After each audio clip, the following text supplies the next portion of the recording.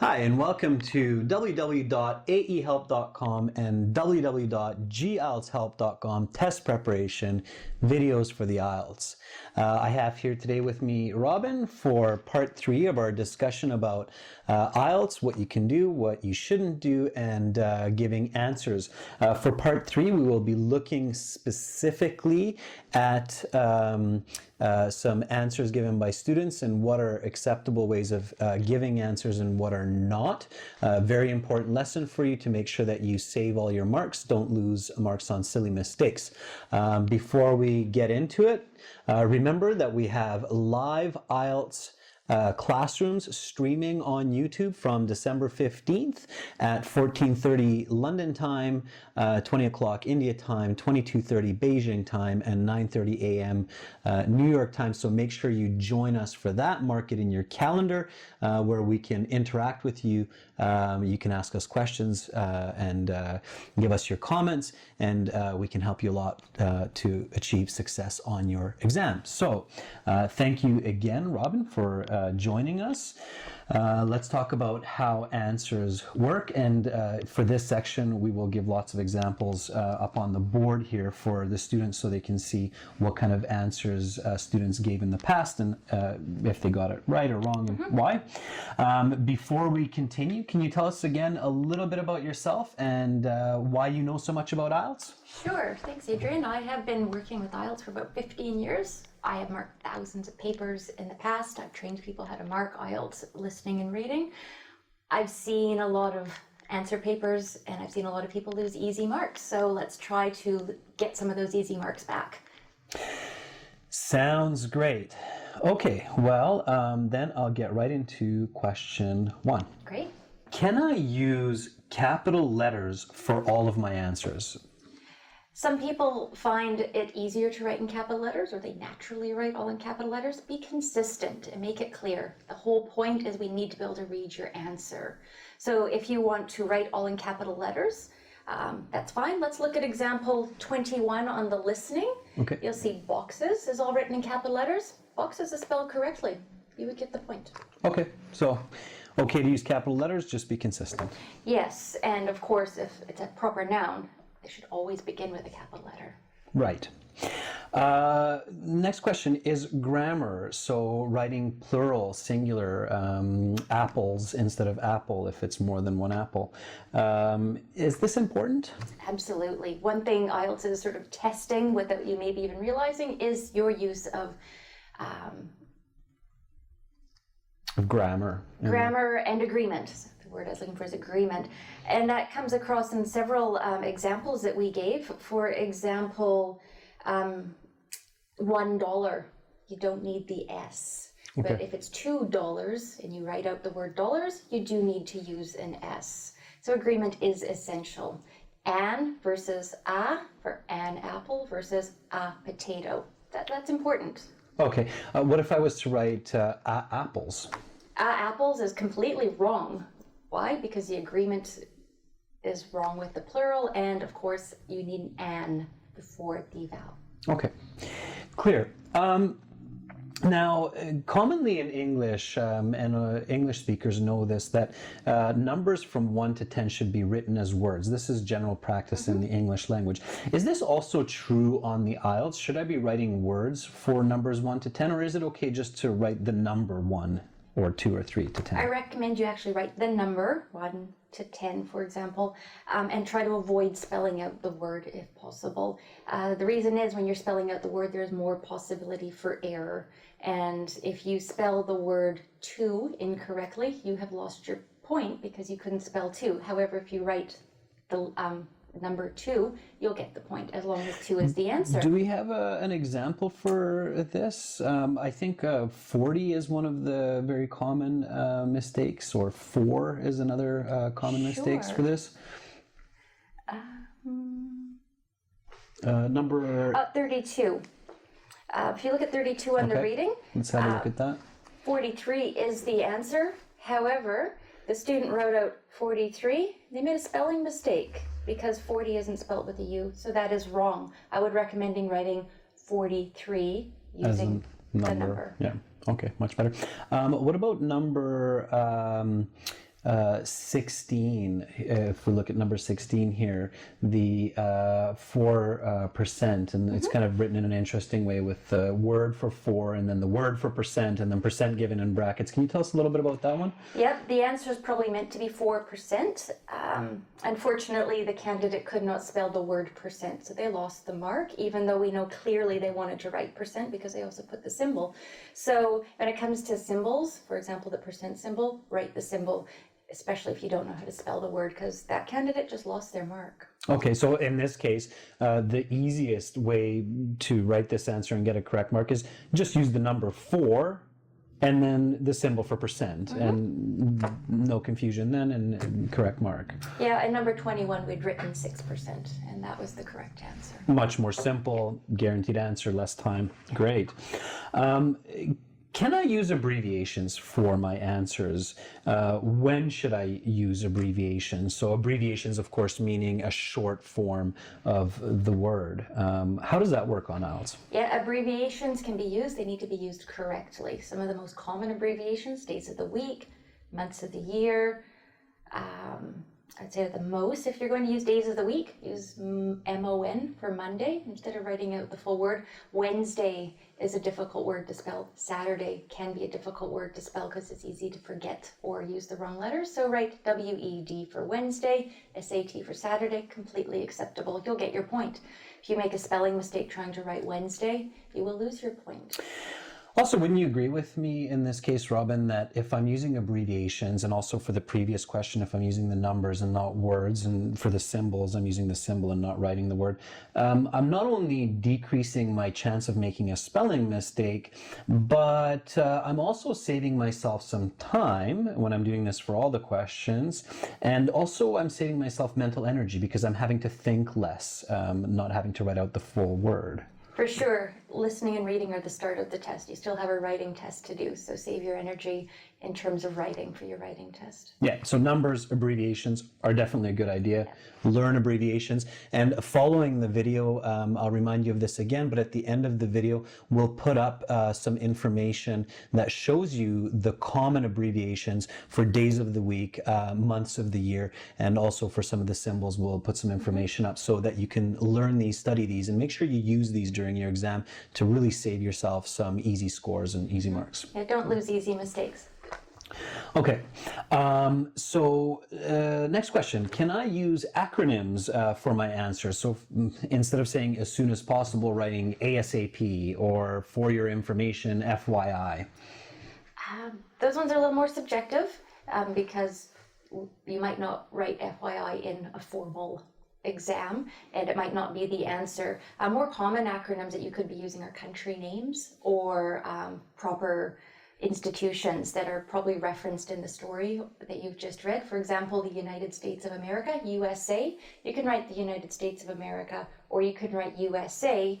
You should try to avoid writing United SA. Okay. Because that would be incorrect. So if you're going to use an acronym, make sure it's used correctly. Yeah, or UK for United Kingdom. Exactly, good for example. All right. NZ for New Zealand. Sure. Yeah, makes sense. Okay, let's talk about using text language. So, of course, living in the modern world, I'm sure a lot of you students are used to using English in the texting world. So, writing just a U instead of YOU, or LOL for laugh out loud, and so on. So, there's a lot of common kinds of text language and symbols. What happens if I do this in the IELTS? So what happens if I give this as one of my answers on the answer sheet or use it in my writing exam? I would avoid using text language. I know it's easy, it's part of our everyday lives. Texting has changed the way we communicate, but it's not how we communicate in a formal situation. Mm-hmm. So avoid it at all costs. If you write great, GR letter 8, you will lose your mark because that is not how you spell the word great. All right, what happens if the marker cannot read my handwriting? So if my letters are so mixed up or so cramped together that it's just impossible to make out what the word is saying, do I then lose that mark, or will the examiner try to guess? And once again, don't make your examiner guess. Okay, you want it to be very clear to your examiner. You know how to spell that word, so you need to practice your handwriting, especially if you know it's a problem. You're going to be using possibly a pencil that's not very sharp. So practice using a simple pencil, writing on the answer sheets. They are available so that you know how to answer in that space. Don't lose marks for poor handwriting. It's not a good excuse. If you make us guess, it is very likely that you could lose your mark due to subjectivity to reading your hand. And you made a very good point there, Robin, that when students are at home practicing for the IELTS, take the time to print out an official answer sheet. You can find these online for the listening and reading section, and practice writing answers in these official answer sheets that you see up on here on the board as well, with the pencil and using an eraser and so on, so that you can really replicate or simulate the real test experience. That's going to help you, again, to be more comfortable and confident during the exam. So the next question is about symbols, and we've already talked about a little bit about this with the percent symbol example. Can I use symbols is the question. So can I use a dollar sign instead of writing dollars? And what if I put the symbol in the wrong place? So I put the dollar sign after the number and not before the number. Will I get that wrong? So how do symbols work? Symbols are acceptable, but you need to write them clearly. Pound, dollar, for example, they're quite common in the IELTS test. Put them in the correct spot. Generally, it's before the number. Sometimes you don't need them at all. I don't advise you write out the word dollar. You might make a spelling mistake. You might forget your agreement at the end. Yeah, because you can avoid plurals and singulars as well when you're using the symbol. You don't have to write dollars or dollar. It's just simply the symbol, and that applies to both. But I think what you said is very important, to make sure that the symbol is very clear and it's the correct symbol. Also paying attention if it's a fill in the blank, if the symbol or the word is included in your answer sheet, then you don't need to write that. That's right? So not always necessary. Yeah, so it's important to pay attention to that. Now, in English, articles are a very common part of our language, using and the, and I've seen a lot of students use many articles in their speaking, writing answers. Some students try to avoid them because they're scared of mistakes. How do these work in IELTS? And first of all, are these counted as a word when the question is asking for 2 words only or 3 words only? Is a one of those words, or the one of those words? Yeah, for sure. Articles are counted as words. So if you're asked to write 2 words and you write, for example, number 2 on the listening, you write the blue house, it's wrong for 2 reasons in that case, because you're only meant to write 2 words. Blue is also spelled incorrectly. So yeah, that would be counted as a word, and that would be a reason you'd lose it. And that possibly would be included in the text in the question, so it's redundant, it's repeating itself, so you don't need it. So be aware if you're going to put them in, they're going to be counted as a word. Okay, so in a lot of cases, it's likely that the article is not needed in the answer. Now, that's not sure. Some answers will need the article, but in a lot of cases, it's not necessary. And especially if that's making the answer into a 3-word answer as opposed to a 2-word answer, it's most likely that it's the article that's not needed for that answer. That is correct. And if you're going to use the article, make sure you use it correctly. Okay. Do mistakes with articles matter? So if I say a apple instead of an apple, is that considered wrong? Yep, sure is. It's a grammar mistake. Grammar mistake's a grammar mistake, so wrong is wrong. Yeah. If I forget to put an S at the end of a word to show that it's a plural, when it should be a plural, clearly from the question, is that a mistake, forgetting S's? Sure is. That's an agreement grammar mistake. So if the answer is 3 apples and you wrote 3 apple, it's wrong. All right. And we've seen where some students try to avoid mistakes by writing everything in singular form because they think that's going to make sure that there's no mistake there, but that's not a good way to do it. You need to check agreement, and agreement is part of how IELTS is checking your grammar usage, so it's wrong. I know you've said agreement a lot, but I'm very glad about that because it's one of the most common types of errors and one of the most common ways that students are losing easy marks. It's a very easy way for candidates to lose marks. And we can see when we're marking that you probably know the answer, but you didn't know the grammar component of that answer. Right. So it's wrong. Jumping back a little bit to counting words for fill in the blanks, or for example in writing as well, hyphenated words. So when words are joined together by a hyphen, are these counted as one or as two words? They're counted as one word if it's a hyphenated word. And if you're talking about counting words in your writing, and if your examiners actually count your words, the answer is yeah, they sure do. They count every word in your task 1 and task 2, and they write it down so that it can be double checked if necessary. So you should be counting all the words that you're writing for your writing exams. Okay, and that's definitely something to practice at home. So make sure you do word counts at home so that you know how much you write in those allowed times of 15, 20, 40 minutes and so on. So you have a good idea, because if you don't write enough words, then you lose marks. You go down a band, yeah. Yeah, absolutely. So hyphenated words counted as one word. Very important to make sure that it is actually a hyphenated word and not two separate words, right? Like well known, for example. Right. Numbers are another example of hyphenated words. 23 is one word, even though it's two words put together. Right. Okay, every IELTS seems to have at least one true, false, not given section, if not more. It's one of the more difficult types of questions to answer for students. By the way, we have videos on this, so if you check our channel and our websites, you'll find some strategies for true, false, not given. One confusion with these is, how should I write these into the spaces? Should I write the whole word true or just the letter T? Should it be a big T, small t? What should I do?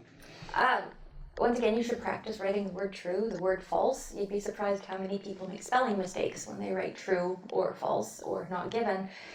T and F are acceptable as well. NG for not given. If you write N, that is probably considered wrong because it could mean N for no, N for false. It's ambiguous. So if you're going to write just the first letter, write T, F, or NG. You can write out the full word. Make sure you can spell true, false, and not given.